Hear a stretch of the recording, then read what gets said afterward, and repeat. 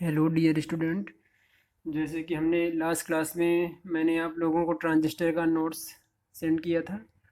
I hope आप लोग सभी उसकी स्टडी कर लिए होंगे, पढ़ लिए होंगे कि किस तरह से ट्रांजिस्टर होता है, किस प्रकार से ट्रांजिस्टर होता है, कितने प्रकार का होता है। ठीक है, तो मैं थोड़ा सा इसमें ओवरव्यू आपको देना चाहूँगा, थोड़ा सा एक्सप्लेन करना चाहूँगा, क्योंकि वीडियो में बहुत लेंदी बनने के कारण बहुत प्रॉब्लम्स होती हैं अपलोड होने में। तो मैं एक छोटा ही वीडियो बनाने वाला हूँ।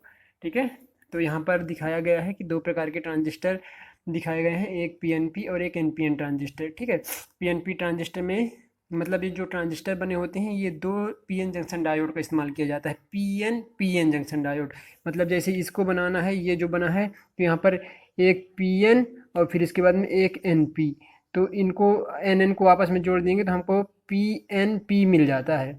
ये एक हमको पी एन जंक्शन डायोड होगा और ये एक पी एन जंक्शन डायोड होगा। इन दोनों को एक दूसरे से जोड़ देंगे तो ये पी एन और पी डायोड बन जाता है। उसी प्रकार से एन पी एन डायोड भी बनाया जाता है। यहाँ आपको क्लियरली दिख रहा होगा कि ये लेयर थोड़ा सा बड़ा है, ये सबसे छोटा और ये सबसे बड़ा लेयर है। इनका साइज आप देख रहे होंगे, ये सबसे बड़ा साइज होता है, सबसे बड़ा लेयर होता है, ये सबसे छोटा होता है और ये मीडियम होता है।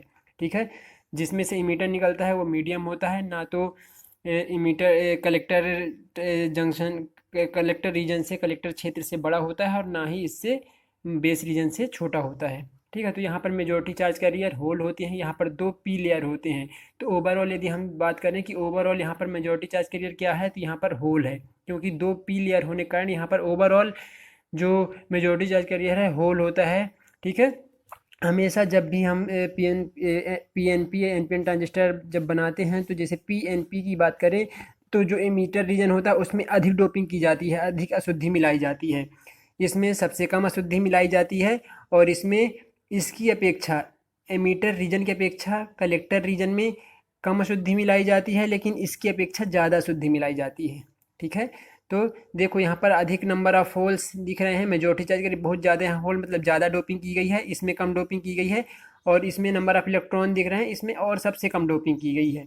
ठीक है, तो ये ध्यान में रखना कि हमेशा इमीटर में सबसे ज़्यादा डोपिंग की जाती है, जबकि इसमें सबसे ये जो बेस रीजन होता है इसमें सबसे कम और इससे भी ज़्यादा थोड़ा सा इसमें की जाती है। ठीक है, तो यहाँ पर बनाए गए हैं हम मेजॉरिटी चार्ज कैरियर होल होते हैं, क्योंकि दो पी लेयर है तो यहाँ पर मेजॉरिटी चार्ज कैरियर होल होगा। ठीक है, और यदि हम इसकी बात करें तो यहाँ पर देखिए एन पी एन, तो यहाँ पर जो एमीटर रीजन इसमें ज़्यादा डोपिंग किए हैं, तो देखो नंबर ऑफ इलेक्ट्रॉन बहुत सारे यहाँ पर आपको दिख रहे होंगे।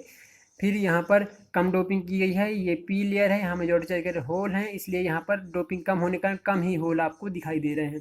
फिर इसमें इसकी अपेक्षा कम डोपिंग इसमें होती है, जबकि इसमें इससे अधिक डोपिंग की जाती है। तो यहाँ पर नंबर ऑफ इलेक्ट्रॉन दिखाई दे रहे हैं। यहाँ पर दो एन लेयर होने के कारण यहाँ पर मेजॉरिटी चार्ज कैरियर ओवरऑल देखा जाए तो इलेक्ट्रॉन इलेक्ट्रॉन होते हैं। ठीक है, इलेक्ट्रॉन मेजॉरिटी चार्ज कैरियर होते हैं। यदि हम बात करें कि सबसे अच्छा डायोड ट्रांजिस्टर कौन सा माना जाएगा, तो हमेशा सबसे अच्छा ट्रांजिस्टर जो माना जाता है वो होता है एन पी एन ट्रांजिस्टर। सबसे ज़्यादा यूज होने वाला जो ट्रांजिस्टर होता है वो एन पी एन ट्रांजिस्टर होता है, क्योंकि इसमें फ्री इलेक्ट्रॉन्स अधिक होते हैं, इसमें मेजॉरिटी चार्ज कैरियर अधिक होने के कारण इसमें आसानी से इलेक्ट्रिक करंट फ्लो होती है, आसानी से इसमें जो हमारे इलेक्ट्रॉन्स हैं वो फ्लो होते हैं, वो आसानी से मूव करते हैं। क्यों ऐसा होता है? क्योंकि होल का जो मास होता है वो अधिक होता है, मास ऑफ होल इलेक्ट्रॉन की अपेक्षा अधिक होता है, और जिसका जिसका भी मास अधिक होगा उसकी जो मोबिलिटी होगी, मतलब आयन के जो मूवमेंट की गति होगी, मूवमेंट होगा जो आयन का वो कम होगा। तो इसी प्रकार से यदि मास अधिक है तो मोबिलिटी मोबिलिटी मतलब होता है कि आयन की गति करना। ठीक है, गतिशीलता, जो हमारे आयन की गतिशीलता कितनी है वो मोबिलिटी होती है। तो मास अधिक होने के कारण इसकी मोबिलिटी कम हो जाती है, जबकि इसमें मास इसका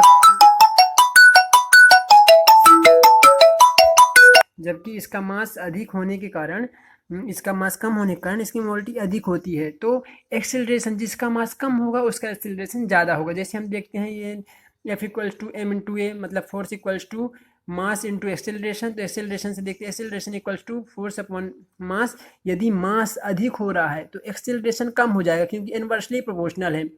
जो एक्सेलरेशन से जो त्वरण है वो मास से, द्रव्यमान से इन्वर्सली प्रोपोर्शनल होता है, जिसके कारण यदि हम इसको यदि मास अधिक होगा तो इसका एक्सेलरेशन कम होगा, यदि मास कम होगा तो एक्सेलरेशन ज़्यादा होगा। ठीक है, तो यहाँ पर मास इसका ज़्यादा होता है इसलिए इसका एक्सेलरेशन कम होता है, इसका मास कम होता है इसलिए इसका एक्सेलरेशन ज़्यादा होता है, इसमें एक्सेलरेट करने की क्षमता अधिक होती है। ठीक है, तो इस प्रकार से जो हमारे एनपीएन ट्रांजिस्टर का अधिक इस्तेमाल किया जाता है। फिर यहाँ पर आपको दिखाया गया है, ये साइज बताया गया है कि किस तरह से ये बने होते हैं, किस तरह से इनका कंस्ट्रक्शन होता है। कंस्ट्रक्शन के लिए बताया गया है कि जो इमीटर होता है, इमीटर रीजन का जो साइज होता है बेस से अधिक होता है, बेस रीजन से अधिक होता है, जबकि कलेक्टर रीजन से कम होता है।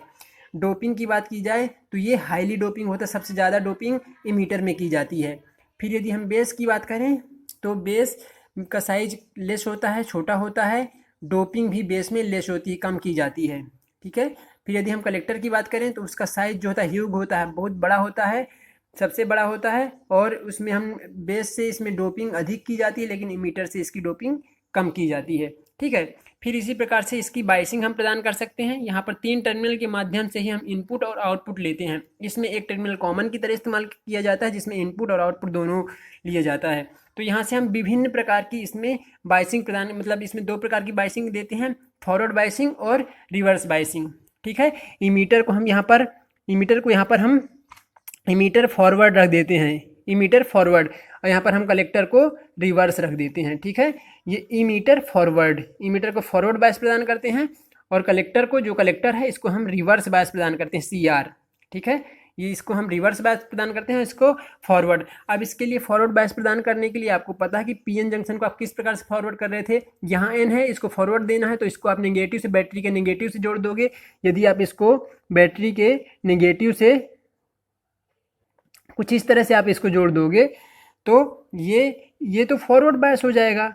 अब इसको आपको रिवर्स करना है तो इसको आप बैटरी के पॉजिटिव से जोड़ दीजिए कुछ इस तरह से, तो ये इस तरह से रिवर्स बायस हो जाएगा। तो इस तरह से इनको हम अलग अलग कनेक्शन करके रिवर्स बायस कर देते हैं। यहाँ पर देखो जो बेस टर्मिनल है उसको हमने कॉमन की तरह इस्तेमाल कर लिया है। ठीक है, तो इस तरह से इसकी अलग अलग प्रकार की बाइसिंग होती है। हम कई बार बेस को कॉमन बना सकते हैं, हम इमीटर को भी कॉमन बना सकते हैं, कलेक्टर को भी कॉमन बना सकते हैं।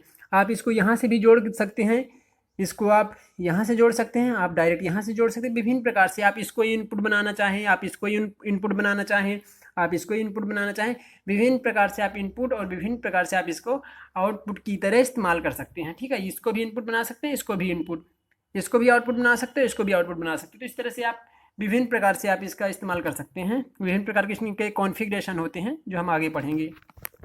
ठीक है, थैंक यू।